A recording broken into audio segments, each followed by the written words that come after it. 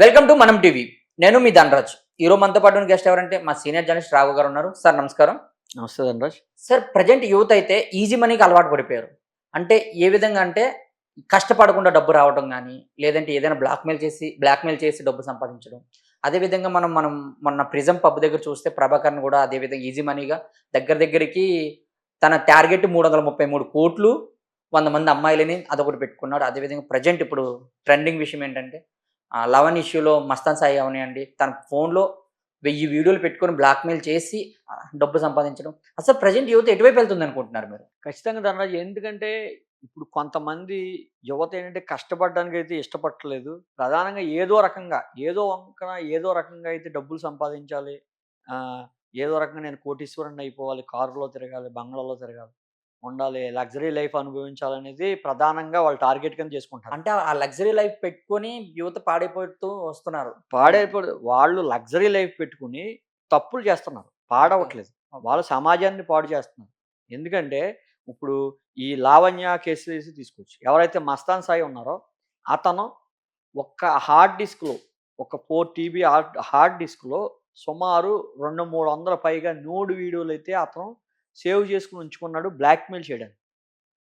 Blackmail చేయడం, ఇలాంటి వీడియోలు తీయడం, బ్లాక్‌మెయిల్ చేయడం, బడా పెద్ద పెద్ద వాళ్ళందరినీ కూడా అతను ఫ్రెండ్‌షిప్ చేసుకోవడం, ఇలా బ్లాక్‌మెయిల్ చేయడం, ఏదో రకంగా డబ్బులు సంపాదించాలి, ఏదో రకంగా లగ్జరీగా లైఫ్ అనుభవించాలి అనేది ప్రధానంగా టార్గెట్ పెట్టుకున్నాడు. అతను అతను ఒక ముందు సాఫ్ట్‌వేర్ ఒక యూట్యూబర్. అతను గతంలో సాఫ్ట్‌వేర్ ఇంజినీరింగ్ చేశాడు. అవును. తర్వాత యూట్యూబర్‌గా మారాడు. యూట్యూబర్‌గా మారి అతను యూట్యూబర్‌గా ఎప్పుడైతే అయ్యాడో వ్యూస్ గురించి కావచ్చు, లేదంటే గనక నేను యూట్యూబర్‌ని కాబట్టి నేను నెట్‌లో అతను ఒక క్రిమినల్ మెంటాలిటీ అయితే ఉందనైతే మనం చెప్పుకోవచ్చు. అతను తప్పు చెయ్యకపోని అతను సొంతంగా అతనేమంటాడంటే నేను నా భార్యది తీసుకున్నాను. లేదంటే గనక నా లవర్స్ ఎవరైతే ఉన్నారో వాళ్ళ వీడియోలే తీశాను. నేను బయట వాళ్ళవి తీయలేదనైతే అతను చెప్పడం జరుగుతుంది. అయితే ఎవరు తీసినా కూడా అతను చేసిందైతే తప్పు. ఎందుకంటే అతని భార్యది ఎందుకు తీసుకోవాలి అతను వీడియో? అవును. ఎందుకని ఏం చేసుకుంటాడు? అతని భార్య తీసుకున్నా అనడంలో నిజమైతే లేదు. ఖచ్చితంగా అతను పెద్ద పెద్ద వాళ్ళందరూ ఇప్పుడు నిఖిల్‌ది కూడా ఉన్నదని ఆ! ఆరోపిస్తున్నారు. అవును. అంటే తన ఫోన్ హ్యాక్ చేసి తీసుకున్నారు అని అయితే బయట టాక్ వస్తుంది నిఖిల్‌ది కూడా. అది వాళ్ళు ఎంతవరకు నిజమంటారు? ఫోన్ హ్యాక్ చేస్తారా? అందులో ఉన్న వీడియోలు తీస్తున్నారా? నిజంగానే పలానా పెద్ద పెద్ద హీరోలు అతను ఎవరైతే పేర్లు చెప్తున్నారో ఆళ్ళందరివి కూడా నిజంగానే ఆ వీడియోల్లో వాళ్ళే నటించారా? లేదంటే మాఫింగ్ చేశారా? ఇవన్నీ కూడా వా మనకు తెలీదు. అది ఎంక్వైరీలోనే ఖచ్చితంగా తేలాల్సిన పరిస్థితి అయితే ఉంది. అయితే మనకు కేవలం ఏంటంటే ఈళ్ళు ఏదో రకంగా డబ్బులు సంపాదించాలి. ఏదో రకంగా ఒక లగ్జరీ లైఫ్ అనుభవించాలి. సిటీల్లో ఇప్పుడు మన 'బత్తుల ప్రభాకర్' చూసుకోవచ్చు. 'బత్తుల అవును. ప్రభాకర్' గజ దొంగ. చిన్నప్పటి నుంచి కూడా 8దో తరగతిలో రూ. 3,000 అతను కాజేశాడు. ఫస్ట్ 3,000 కాజేసి అతను ప్రభాకర్ తండ్రి ఇప్పుడేం చేస్తున్నాడో తెలుసా? ప్రభాకర్ తండ్రి చిత్తూరు జిల్లా ఇరంకిపేట గ్రామంలో ఒక చిన్న గుడిసెలో రేకుల షెడ్‌లో అయితే ఉంటున్నాడు. అతను గుడి దగ్గర అడుక్కు తింటున్నాడు. అతను గుడి దగ్గర అడుక్కు తింటా అతను జీవనం గడుపుతుంటే 2010లో ప్రభాకర్ అయితే గుంటూరుకు సంబంధించిన ఏరియాలో అయితే పుట్టాడు. గుంటూరు ఏరియాలో పుట్టిన తర్వాత అతను 2010లో భీమవరం తీసుకెళ్లారు. పశ్చిమ గోదావరి జిల్లా. భీమవరంలో అయితే అతను కొంచెం పెద్దయ్యాక ఈ దొంగతనానికి, లగ్జరీ లైఫ్‌కి అలవాటు పడి అతను కుటుంబాన్ని వదిలేసి ఎళ్ళిపోయాడు. ఆ భీమవరంలో కొంతకాలం ఉన్న తర్వాత అతని తండ్రి ఇప్పుడు మళ్ళా చిత్తూరు జిల్లా తన స్వగ్రామానికి వచ్చేసైతే అక్కడ ఉంటున్నాడు. అతను గుడి దగ్గర అడుక్కు తింటా ఉంటే, కొడుకు మాత్రం బీభత్సమైన లైఫ్. అతని లైఫ్ ఎటువంటిదంటే వైజాగ్ ఏదైతే కోర్ట్‌లో కొన్ని కారణాల వల్ల దొంగతనాల వల్ల వైజాగ్‌లో అయితే అరెస్ట్ చేశారో, వైజాగ్ నుంచి అనకాపల్లి ఎళ్తున్న టైంలో పోలీసులు కళ్ళు గప్పి కోర్ట్‌కెళ్తున్న టైంలో పారిపోయాడు. పారిపోయిన వ్యక్తి ఇప్పుడు దాకా దొరకలేదు. అది తిరిగి ఇక్కడ హైదరాబాద్ ప్రధానంగా టార్గెట్ చేసుకున్నాడు. గచ్చిబౌలి, నార్సింగ్ అదేవిధంగా కొన్ని ఏదైతే గేటెడ్ కమ్యూనిటీలు, కాలేజీలు అతను ప్రధానంగా టార్గెట్ చేసుకొని దొంగతనాలు చేయడం, బీభత్సంగా డబ్బులు సంపాదించాడు. అతను గోవా వెళ్ళడం, గోవాలో కూడా కొంతకాలం ఉండడం, గోవాలో కూడా కొంత దొంగతనాలకు కూడా పాలుపంచుకోవడం. అదేవిధంగా ఆహ్, ఏదైతే బీహార్ హ్మ్. నుంచి 3 తుపాకీలు తెప్పించాడు. జైల్లో విశాఖపట్నం జైల్లో బీహార్ అతను పరిచయం అయితే, అతన్ని మచ్చిక చేసుకొని బయటకొచ్చిన తర్వాత సుమారు 10,00,000తో 3 తుపాకీలు, 500 బుల్లెట్లయితే అతను కొనుగోలు చేసినట్టుగా మనకు సమాచారం అందుతుంది. అతని ఇంట్లో కూడా బుల్లెట్లు దొరికాయనన్న. బుల్లెట్లు కూడా దొరికాయి. అవును. అయితే అతను ఈ బీహార్ ఈ గన్ షూటింగ్ కూడా హైదరాబాద్ శివారు ప్రాంతాల్లో ప్రాక్టీస్ చేయడం, ఒక కుక్కను కూడా కాల్చాడు. ఒక కుక్కని అది ఏ రకంగా కరెక్ట్‌గా మనం కాల్చుతున్నామో లేదని ఒక కుక్కని షూట్ చేసి దాని మీద ప్రయోగం చేశాడు. అంటే వాళ్ళేంటంటే ఒక జంతువన్నా విలువ లేదు, మనిషి అన్నా విలువ లేదు. కేవలం స్వార్థం. నేను లగ్జరీగా ఉండాలి. లగ్జరీగా పబ్బుల్లో తిరగాలి, ఎంజాయ్ చేయాలి. 100 మంది అమ్మాయిలతో టార్గెట్ అంట. అవును. ఏందసలు అసలు ఎట్టెళ్ళిపోతుంది. పచ్చబొట్టేసుకున్నారంట. ప్రతిది కూడా పచ్చబొట్టేసుకున్నాడంట. పచ్చబొట్టేసుకొని ఇక్కడేమో 3 అన్నారు. యాక్చువల్‌గా అయితే 3,00,00,000 అని కొంతమంది అంటున్నారు కానీ 3,00,00,000 టార్గెట్ అతను ఎప్పుడో ఎప్పుడు దాటేసుకుంటాడు. దాటిపోయాడు. అవును. ఎందుకంటే 333 కోట్లు అంట ఆ! టార్గెట్. అతని కేసులే 90 పైగా ఉన్నాయి.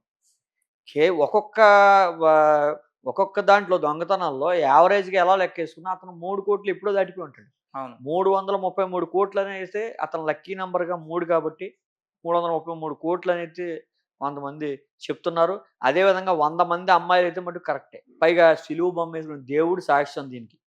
ఆడు చేసే బోకు పనికి దేవుడు సాక్ష్యం మధ్యలో. ఈ ఈ టార్గెట్ పూర్తయిపోయాక నేను మానేస్తా. హ్మ్.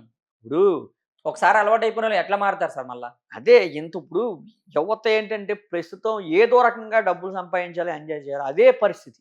నిన్న నిడదవోలులో కూడా ఒకటి జరిగింది. నిడదవోలు మీకు తెలిసే ఉంటది. అవును. నిడదవోలులో హైదరాబాద్ నేను కుకట్పల్లి కూడా విన్నాను సార్. అది నిడదవోలులోనే అంటే తన ఫ్రెండ్ భర్తగా వెళ్లి అక్కడ 2.5 కోట్లు వాళ్ళ ఇంట్లో నుంచి కాజేయడం అయితే జరిగిందంటున్నారు. కాజేసినాడు. అవును. అది అదేంటంటే హైదరాబాద్‌లో ఆ అమ్మాయి విప్రో ఒక దాంట్లో సాఫ్ట్‌వేర్ కింద చేస్తుంది. సుమారు 2,00,000 జీతం. అవును. అయితే ఆళ్ళ ఫ్రెండ్ చిన్ననాటి ఫ్రెండ్ అని ఒక అమ్మాయి అనూష దేవి అని ఒక అమ్మాయి పరిచయం. నా భర్తని నేను లవ్ మ్యారేజ్ చేసుకున్నానని ఒక అబ్బాయిని పరిచయం చేసింది. వాడేం చేశాడు పరిచయం అయ్యాక మామూలుగా మాట్లాడి 4 రోజుల తర్వాత వేరే ఫోన్ నుంచి ఫోన్ చేసి, "నీ నూడు వీడియోలు నా దగ్గర ఉన్నాయి. నువ్వు గనక ఈ వీడియోలు గనక నువ్వు డబ్బులు ఇవ్వకపోతే గనక అప్‌లోడ్ చేస్తా" అనడం బెదిరించడం మొదలెట్టాడు. ఫస్ట్ భయపడింది. ఏదో చేతికున్న బంగారమో, డబ్బులో కొంతవరకు అయితే ఇచ్చింది. తర్వాత ఇంకా బెదిరిత్తే ఇతను ఫ్రెండ్ భర్తని ఇతనికే చెప్పిందొచ్చి. హ్మ్. ఇతనికి చెప్తే ఏం చేశాడు, నేను అతనితో మాట్లాడతాను, సెటిల్‌మెంట్ చేస్తానని కొంత డబ్బులు పట్టుకెళ్ళి ఇచ్చేసాడు. ఆడు నన్ను కొట్టేసి డబ్బులు తీసేసుకున్నాడని చెప్పి, ఆ తర్వాత గుంటూరు కాలేజీ ఓపెన్ చేశాను హాస్టలు. హాస్టల్ మెయింటెనెన్స్‌కి నాకు కొంత డబ్బు కావాలని దీని దగ్గర మళ్ళా డబ్బులు తీసుకొని, ఆ అమ్మాయి దగ్గర కెనడా పంపించేస్తాను. నువ్వు ఇక్కడ ఉండలేవు. ఈ టార్చర్ భరించలేవు. బ్రోకర్‌కి ఎన్ని లక్షలు ఇవ్వాలని అందులో డబ్బులు నొక్కేసి, ఇలాగా నొక్కేసి ఇంత అయిన తర్వాత మళ్ళా బ్లాక్‌మెయిల్ చేయడం మొదలెట్టాడు. నీ వీడియోలు నా దగ్గరే ఉన్నాయి. నేను అయి డిలీట్ చేయలేదు. నువ్వు నాకు ఇంకా డబ్బు కావాలంటే, ఆ అమ్మాయి ఇంట్లో వాళ్ళకి చెప్పి, ఆళ్ళ తండ్రి దగ్గర, అన్న దగ్గర డబ్బులు తీసుకొని, లక్షలు లక్షలు ఆడ తాకట్టు పెట్టి, పెళ్ళవ్వాలే ఎందుకు జీవితం పాడైపోద్దని చెప్పేసి, ఇండ్లు తాకట్టు పెట్టి డబ్బులివ్వడం. అదేవిధంగా స్థలాలు ఆళ్ళకున్నవన్నీ కూడా తాకట్టు పెట్టి డబ్బులిచ్చినా సరే సుమారు 2,53,76,000 తీసుకున్నాడు. హ్మ్. చినకాకాని గుంటూరు చినకాకానిలో ఏం చేసేవారా అంటే ఇంతకీ ఏంటి ఇంత ఇచ్చినా సరే అతను వదలలా. నాకింకా కావాలని మళ్ళా టార్చర్ పెడుతుంటే ఇంక భరించలేక డబ్బులన్నీ అయిపోయి ఆళ్ళ తల్లిదండ్రులు నిడదవోలు పోలీస్ స్టేషన్‌లో కంప్లెయింట్ ఇచ్చారు.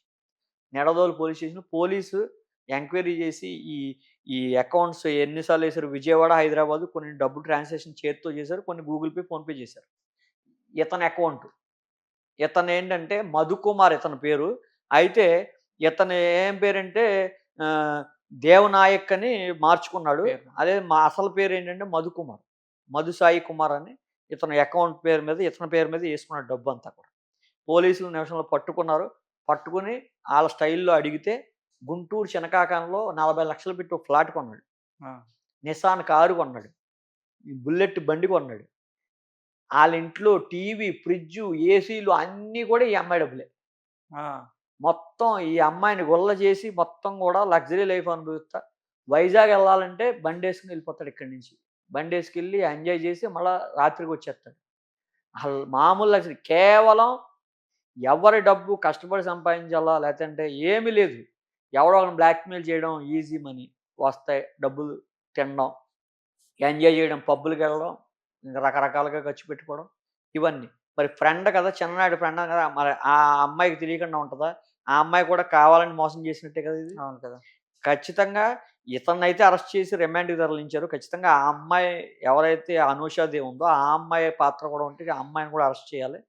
ఖచ్చితంగా మనం ప్రజలందరూ కూడా ఇటువంటివి చూసి ఏంటంటే వాళ్ళు పోలీసులు కూడా అది చెప్తున్నారు, డిఎస్పీ కూడా. అవును. అంటే మనం ఎవరికైనా ఫోన్ చేసినా సరే మనకొస్తుంది. మీకు ఫ్రాంక్ కాల్స్ వస్తాయి. ఉమ్. మీరు దానికి రెస్పాండ్ అవ్వద్దు. ఎవరైనా డబ్బులు పంపించమంటారు చేయొద్దు అని.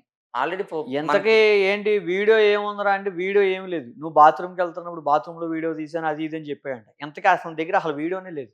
బా కనీసం చిన్న ఎవిడెన్స్ కూడా అడగకుండా వీళ్ళ భయంతో తల్లిదండ్రులు కూడా డబ్బులు ఇచ్చారు. ఆ అమ్మాయే కాదు, తల్లిదండ్రులు ఇచ్చాడు, అన్నయ్య తన ఇచ్చారు. కూతురు లైఫ్ స్పాయిల్ అవుతుందంటే ఏ తల్లిదండ్రులు ఎవరు ఆలోచిస్తారు సార్? ఎవరు ఆలోచించరు. అదే అదే అదే జరిగింది ఆ భయంతో అయితే చేశారు. అయితే ఫస్ట్‌లోనే కంప్లెయింట్ ఇచ్చుంటే ఖచ్చితంగా ఇంత దూరం వచ్చేది కాదు. ఆ అమ్మాయికి అంత డబ్బులు పోయేవి కాదు. ఇప్పుడు 1,81,00,000 అయితే రికవర్ చేసుకున్నారు. ఓకే. డబ్బులు గాని, నగలు గాని, ఆ అపార్ట్‌మెంట్ సీజ్ చేశారు. కారు అవన్నీ సీజ్ చేశారు. కోర్ట్‌లో సబ్మిట్ చేశారు. అయితే తర్వాత ఇస్తారు. అవును. అయితే మన ఈ లావణ్యకి సంబంధించిన కేస్ కూడా అంతే. అవును. ఇప్పుడు తను ఒక లగ్జరీ లైఫ్‌కి అలవాటు పడి హ్మ్. ఫస్ట్ 'రాజ్ తరుణ్' అన్నది, తర్వాత ఎవరు 'మస్తాన్ సాయి' అన్నది, తర్వాత ఎవరో ఇప్పుడు పోలీసులతో మాట్లాడుతుంది. తను కూడా ఒక లగ్జరీ లైఫ్‌లో అలవాటు పడి ఇదంతా చేస్తుందంట. అదే ఆరోపణలైతే ఉన్నాయి. మనం ఖచ్చితంగా ఎందుకంటే మనం ఎవిడెన్స్ లేకుండా మనం పూర్తిగా అనకూడదు. అయితే ఇవి ఎవిడెన్స్‌లు కూడా మన దగ్గర చాలా మటుకు వచ్చినప్పటికీ అవును. మనం ఏంటంటే మన ఆరోపణ అనేదే మనం మాట్లాడాలి. అన్నీ తెలిసినా సరే తెలియనట్టుగా కొన్ని విషయాల్లో ఉండాలి. ఆ! ఎందుకంటే ఇప్పుడు సమాజం ఎందుకంటే ఇప్పుడు ఏమీ లేకపోయినా రకరకాలుగా ఉన్న పరిస్థితి అయితే ఉంది. అయితే ఈ లావణ్య విషయం చూసుకోవచ్చు, మస్తాన్ సాయి వచ్చు. ఒక్క వీడియోకే ఇతను 2,53,00,000 వసూలు చేస్తే ఈ 200, 300 ఉన్న ఈ మస్తాన్ సాయి అసలు ఎంత సంపాదించుంటాడు? అసలు ఎన్ని కోట్లు సంపాదించుంటాడు? దీనికి ఓ దీనికి మెయిన్ కారణం ఈ మస్తాన్ సాయి కావచ్చు. మస్తాన్ సాయి మీద కూడా అనేక ఆరోపణలున్నాయి. అవును. ఏదైతే డ్రగ్స్ అలవాటు చేసి, వాళ్ళతో వీడియోలు చేసి ఆ మత్తులో, ఆ వీడియోలు రికార్డ్ చేసి, ఆ రికార్డ్ చేసిన తర్వాత బ్లాక్‌మెయిల్ ఖచ్చితంగా ఇతను చేసే అవకాశం అయితే ఉంది. ఎందుకంటే ఇతను ఎన్ని వీడియోలు ఏం చేసుకుంటాడు? ఖచ్చితంగా బ్లాక్‌మెయిల్ చేయడానికే ఉపయోగిస్తాడు. ఎందుకంటే మనకి ఈ నిడదవోలు కేసు కూడా ఒక ఉదాహరణ. ఒక్క వీడియోకే 2,53,00,000 వసూలు చేశాడంటే, మస్తాన్ సాయి లాంటి యూట్యూబర్స్ ఎంత వసూలు చేసి ఉండొచ్చు? ఇవన్నీ కూడా ఖచ్చితంగా విచారణలో ఒక్కొక్కటి బయటకు వస్తాయి. పోలీసులైతే విచారణ చేపట్టారు.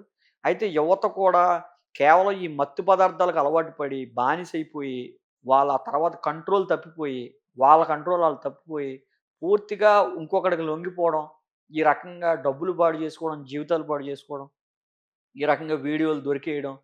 ఎందుకు ఇవన్నీ కూడా కేవలం ఈ మత్తు వల్లే మొదలవుతాయి. మత్తు, డ్రగ్సు, గంజాయి ఖచ్చితంగా ప్రభుత్వాలు ఉక్కుపాదం మోపాలి. ఖచ్చితంగా ఇట్లని అరికట్టిన రోజునే ఇవన్నీ కూడా ఆగుతాయి. లేకపోతే ఈ వీక్‌నెస్ ఎప్పుడైతే పెరిగిపోతదో క్రైమ్‌కి ఖచ్చితంగా అవకాశం ఉంటది. ఈ ఆన్‌లైన్ గేమ్‌లు ఒకటొచ్చి ఇంకా యువత చెడిపోతున్నారు సార్. ఇది పరిస్థితి. అయితే ఈ రకంగా ఉండకూడదు. ఖచ్చితంగా ఇటు ఆంధ్ర గవర్నమెంట్ గాని, తెలంగాణ గవర్నమెంట్ గాని, యావత్ దేశం మొత్తం కూడా ఏ గవర్నమెంట్ మన ఆంధ్ర, తెలంగాణలో ప్రధానంగా ఈ మధ్య కాలంలో అయితే ఎక్కువ కేసులు వస్తున్నాయి. ఖచ్చితంగా ప్రభుత్వాలైతే ఈ గంజాయి, డ్రగ్స్ ఈ రెండిట్ల మీద ఖచ్చితంగా యాక్షన్ తీసుకుంటేనే కొంతవరకు కట్టడి చేయొచ్చు. లేదంటే కనుక ఇలాగ ఊరికనే ఈ బ్లాక్‌మెయిల్ చేత్తే డబ్బులు సంపాదించొచ్చు. దొంగతనం చేత్తే డబ్బులు సంపాదించొచ్చు.